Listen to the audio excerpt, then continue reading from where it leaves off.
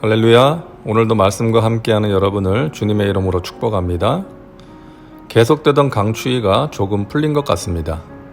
여러분 아무쪼록 건강하게 지내시길 바랍니다. 오늘 말씀은 창세기 15장입니다. 먼저 말씀 개요입니다. 1절부터 6절은 하나님이 아브라함에게 후손을 약속하시는 내용입니다. 2절을 보면 아브라함이 자식이 없음을 하나님께 항변합니다. 하나님께서 약속하신 자식을 안 주셨기 때문에 자신의 상속자는 다메섹 사람 엘리에셀이 될 것이라고 말합니다. 당시에는 자식이 없을 경우에 종을 양자로 입양하여 상속하는 풍습이 있었기 때문에 그렇게 하겠다는 것이죠. 하지만 하나님께서는 그 사람이 아니라 너의 몸에서 날 자가 너의 상속자가 될 것이라고 말씀하십니다. 7절부터 21절은 땅을 약속하시는 내용입니다. 7절에 나는 이 땅을 내게 주어 소유를 삼게 하려고 너를 갈대아 우르에서 이끌어낸 야훼니라 라고 말씀하십니다. 아브라함이 거주하고 있는 가나안 땅을 주시겠다는 거예요. 그러자 아브라함은 지금 한 평의 땅도 소유하고 있지 못한데 어떻게 가나안 땅을 소유할 수 있으며 그렇게 될 것을 어떻게 알 수 있겠냐라고 반응합니다. 그러자 하나님께서는 아브라함과 언약 의식을 행하십니다.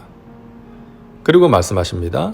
너의 자손이 다른 나라에서 나그네 살이를 하다가 종이 되어서 400년 동안 억압을 받을 것이고 그들을 내가 구원하고 가나안 땅으로 인도해서 이 땅을 소유하여 살게 할 것이다 라고 말씀하십니다.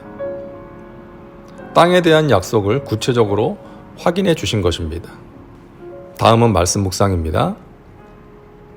1절을 보면 하나님께서 아브라함에게 두려워하지 말라라고 말씀하십니다. 성경에 두려워하지 말라는 말씀이 많이 나오는데요. 성경에 나오는 첫 번째 두려워하지 말라는 말씀입니다. 당시에 왜 아브라함에게 두려움이 있었을까요? 바로 전장인 14장에서 아브라함이 전쟁 포로로 끌려간 조카 롯을 집에서 훈련시킨 사람 318명을 데리고 가서 구해온 것 기억하시죠? 하지만 아브라함이 싸워서 이긴 엘람 왕 그돌라오메를 비롯한 그 4명의 왕들의 군대가 만만치 않았거든요. 그래서 아브라함의 마음에 그들이 공격해 올 것에 대한 두려움이 있었을 겁니다. 아브라함의 두려움에 대한 하나님의 처방은 무엇이었습니까? 좋은 무기, 더 많은 군사가 아니었죠. 1절을 보시기 바랍니다. 두려워하지 말라고 하시면서 나는 너의 방패요 너의 지극히 큰 상급이니라 라고 말씀하십니다. 너가 적의 보복 공격이 있을까봐 두려워하고 있니? 내가 너의 방패잖아. 하나님께서 지켜주시겠다는 것입니다. 내가 너의 지극히 큰 상급 아니니? 14장에서 아브라함은 전쟁에서 승리하고 나서 아무 전리품도 챙기지 않았습니다. 소돔 왕이 주겠다고 했지만 아브라함은 받지 않았죠. 그런 아브라함을 보시고 하나님께서 말씀하신 것입니다. 내가 너의 지극히 큰 상급이다. 너가 이 땅의 것들에 눈에 보이는 것들에 마음 빼앗기지 않았기에 내가 너의 지극히 큰 상급, 영원한 상급이 되어줄게 라고 말씀하신 것입니다. 우리가 살면서 두려움을 느낄 때가 많이 있죠. 질병에 대한 두려움, 불확실한 미래에 대한 두려움, 실패와 좌절에 대한 두려움, 나를 반대하고 공격하는 사람에 대한 두려움, 그리고 막연한 두려움도 있습니다.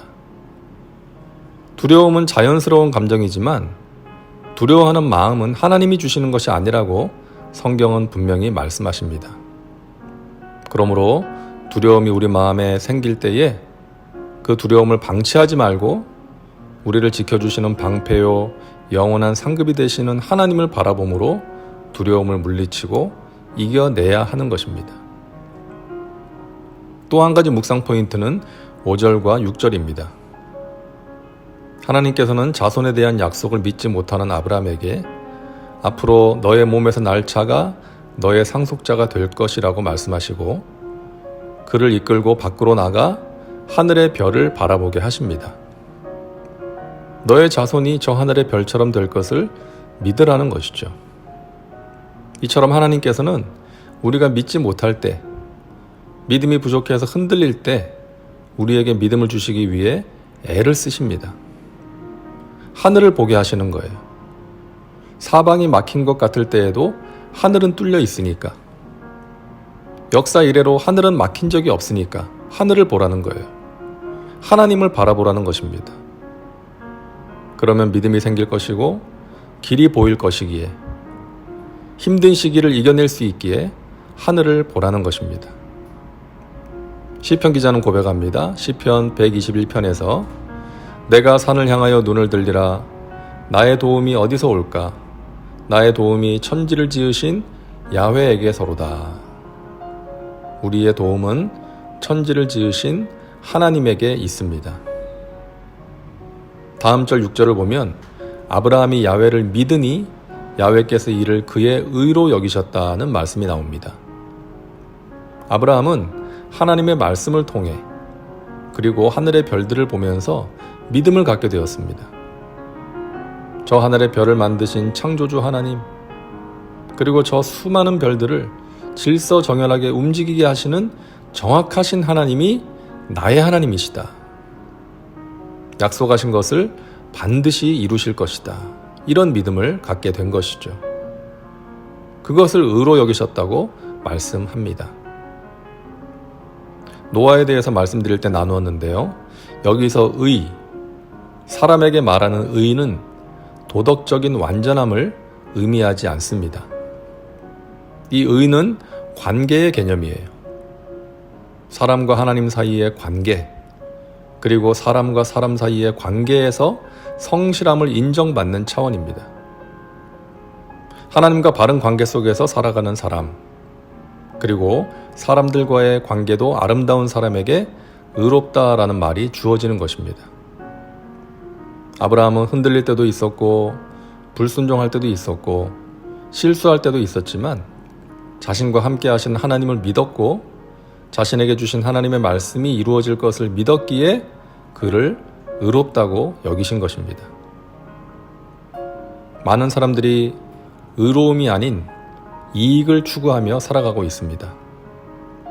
이익을 보겠다고 불의한 일을 행합니다. 그리고 손해가 되는 일은 하지 않습니다. 그러나 믿음의 사람은 이익이 아닌 의를 추구하는 사람입니다. 이익이 되더라도 그것이 의롭지 않으면, 다시 말해서 하나님의 말씀에서 벗어난 것이면, 하나님께서 기뻐하시지 않는 일이면 안 하는 것입니다. 반대로 의로운 일이라면 이익이 되지 않더라도 손해를 본다 할지라도 하는 것입니다.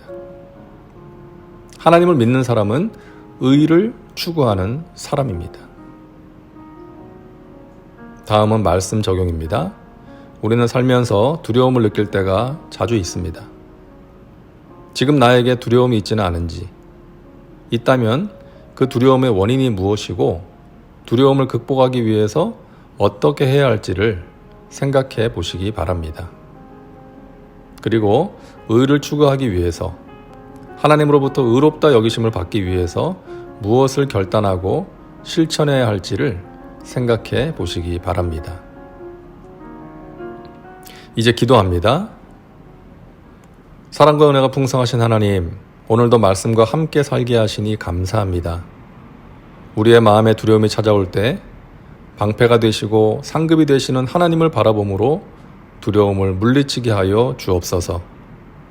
하나님과의 바른 관계, 그리고 사람들과의 아름다운 관계 속에서 살아가게 하심으로 하나님께 의롭다 인정받게 하여 주시옵소서. 이익이 아닌 의로움을 추구하며 살아가도록 우리의 마음과 생각을 지켜 주옵소서. 예수님의 이름으로 기도하옵나이다. 아멘. 오늘도 말씀과 함께 복된 하루 되시기 바랍니다. 사랑하고 축복합니다.